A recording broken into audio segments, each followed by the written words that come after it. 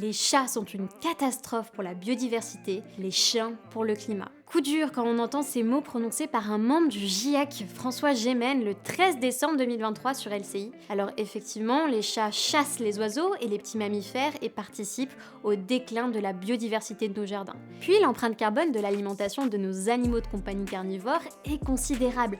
Bien qu'il soit facile d'enfiler un collier aux minous pour les empêcher de réussir leur chasse, la question de l'alimentation est plus délicate. Certains contrebalancent ces informations en précisant que la nourriture pour animaux est souvent préparée à base d'abats que les humains n'aiment pas manger. Ces morceaux faisaient pourtant partie de notre régime récemment et sont d'ailleurs souvent bourrés de vitamines. S'il n'y avait pas ce gaspillage par les humains, notre empreinte carbone liée à la viande serait bien moindre et on se rendrait compte qu'il faut produire plus pour nourrir nos petites bêtes. Cela dit, leur rôle social est reconnu par tous et personne ne demande à se passer d'eux.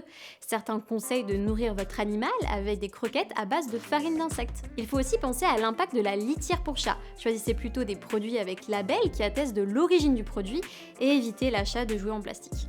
D'autres animaux, notamment d'élevage, comme les vaches ou cochons, polluent, que ce soit par leur alimentation, les gaz qu'ils relâchent ou leurs déchets. Cette pollution est surtout liée à l'élevage intensif et donc destinée à consommation humaine et par conséquent à nos animaux de compagnie. Alors oui, les animaux polluent, mais l'animal qui pollue le plus, et sans aucun doute, c'est Homo sapiens.